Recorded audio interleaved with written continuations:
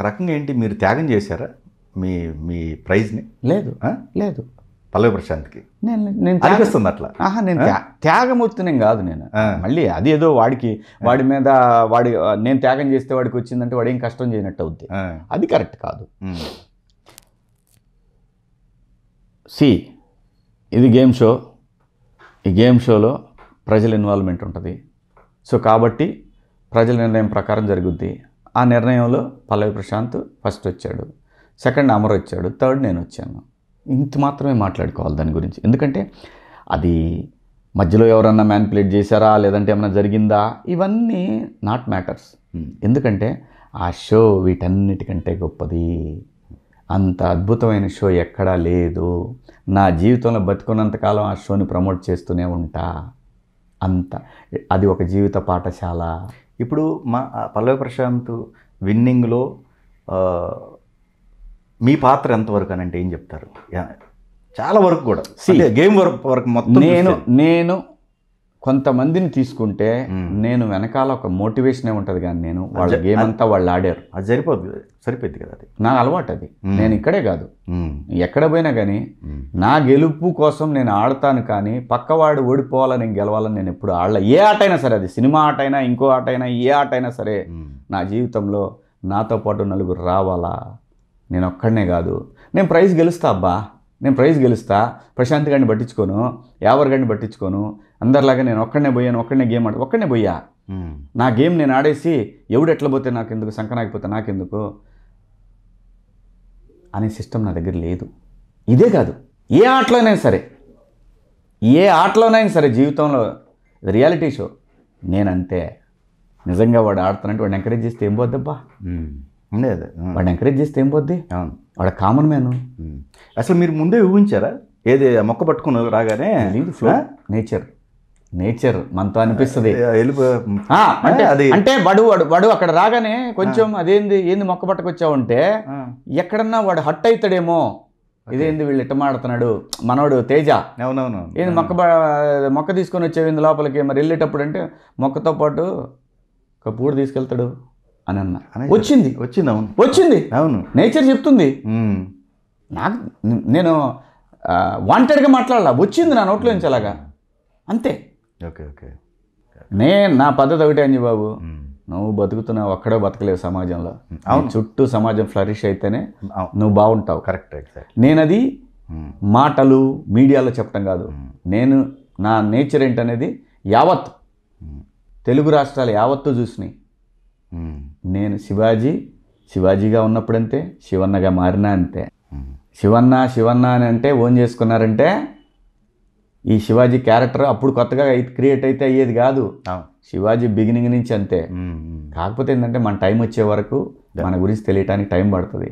ఆ టైం వచ్చింది కాబట్టి నా అసలు రంగు జనం చూశారు కాబట్టి వాళ్ళకి నచ్చింది కాబట్టి శివన్న అన్న, ఇంకా ఏం పేర్లు వచ్చినా, రకరకాల పేర్లు వచ్చినా, చాణక్య అని వచ్చింది, ఇంకేంటో సోఫాజీ అని వచ్చింది. సోఫాలో కూర్చొని ఇల్లు మొత్తాన్ని నడుపుతుంటాడని, అక్కడ గాడ్ ఫాదర్ అని. ఇప్పటికీ తగ్గలేదా హ్యాండ్ది? తగ్గల. నైట్ పడుకుంటే ఖచ్చితంగా ఇబ్బంది ఉంటుంది. ఈ రోజు కూడా ఇప్పుడు కూడా ఉంది.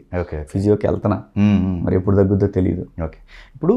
ఓకే బయట ప్రపంచానికి వీళ్ళు శివాజీ కొంచెం యాంటీగా ఉన్నారనిపించింది అనుకుందామండి. ఇప్పుడు మీకు చూపించని ఏవైతే ఉన్నాయో అన్ని ఎడిట్లో కొన్ని వెళ్ళిపోతా ఉంటాయి, చాలా వెళ్తాయి. మీరు చూసే ఎపిసోడ్లో మరి 1 hour వస్తుందంటే 22 hours వెళ్ళిపోతుంది కదా, 23 hours కన్ఫర్మ్డ్గా. సో మీకు అనిపించింది ఏంది ఓవరాల్ ఆ హౌస్లో ఉన్నంతసేపు ఎండ్ వరకు ఈ ప్లేయర్ వీళ్ళు ఈ విధంగా ఆడటం నాకు నచ్చలేదు అన్న క్వాలిటీస్లో చూసుకుంటే? పేర్లు అనవసరం. మీరు నాకు నచ్చలేదు అన్నది మీకు క్లారిటీగా నేను చూపించాను అక్కడ. పేర్లు అనవసరం. నాకు నచ్చలేదంటే నేను అనేది మనుషులు నచ్చకపోవటం కాదు, ఆడే విధానం బాగాలేదు అనేది నా అభిప్రాయం. అంతవరకే కానీ మనుషులు నచ్చలేదు. మనిషి నచ్చకపోతే అసలు అన్ని రోజులు ఎట్లా ఉంటాం బా, అన్ని రోజులు ఉండలేము. కాకపోతే మనుషులు గుణగణాలు మారుతూ ఉంటాయి, కానీ మనుషులు అందరం మనుషులే కదా. నాకు నచ్చని అంశాలు ఇప్పుడు నువ్వు నన్ను ఇంటర్వ్యూ చేసిన తర్వాత నీ తమ్ముని నాకు నచ్చలా, నువ్వేమనుకుంటావు, నువ్వు చెప్పిందే కదా అని. కాకపోతే దాన్ని పోర్ట్రే చేసే విధానం వేరే ఉంటుంది. స్ట్రైకింగ్ కోసం, అంటే స్ట్రైక్ ఒకసారి చూడాలి అనే పద్ధతిలో నువ్వు అనుకుంటావు. సో ఇట్లాంటి అభిప్రాయ భేదాలు ఉంటాయి, అంతేగాని నచ్చకపోవడానికి నాకైతే ఏం లేదు. నాకు ఇప్పుడు ఏదైతే మీరు చూసిన స్పా అనే బ్యాచ్ ఉందో నాకు నచ్చకపోవటం ఏం లేదు. ఆడే పద్ధతి కరెక్ట్ కాదని అంతే. వాళ్ళు మనుషులే, వాళ్ళు మనలాగానే కష్టపడి ఆర్టిస్టులు అయ్యారు, మనలాగానే ముందుకు పోతున్నారు.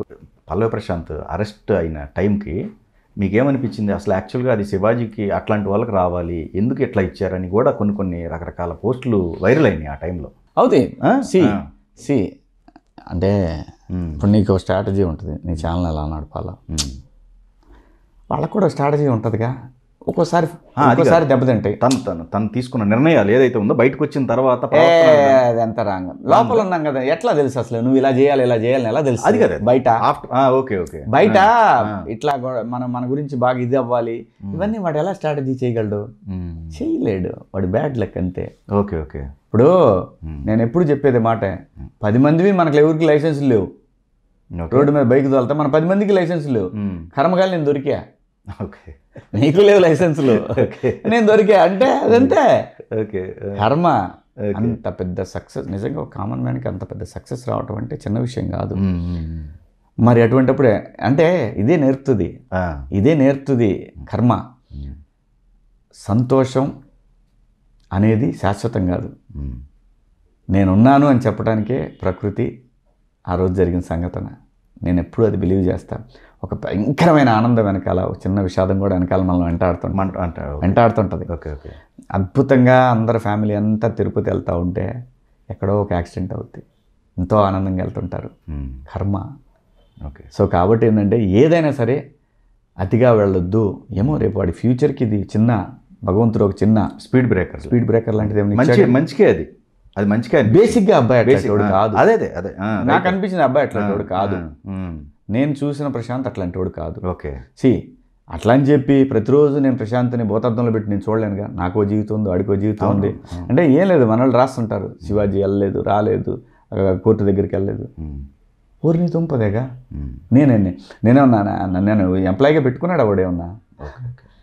వాడి జీవితం వాడిది, నా జీవితం నేను 4 నెలలు లేను, నా వ్యాపారం, నా ఫ్యామిలీ, నా పిల్లలు బయటికి పోయి చదువుకోవాలి. కానీ నేను చేసే పని నేనేం చేయాలనేది ఫోన్లో గైడెన్స్ ఇవన్నీ ఉంటాయి. వాళ్ళ ఫ్యామిలీ నాతో టచ్లో ఉంటారు.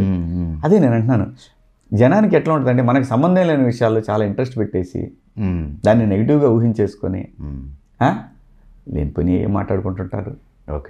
మేబీ చిన్న తెలియనితనంతో ఉత్సాహంగా అంతమంది 1000 మంది వచ్చినప్పుడు ఏమన్నా కొంచెం మాటలు అటు ఇటు జారి ఉండొచ్చేమో, కానీ బేసిక్గా అలాంటి పిల్లాడు కాదు.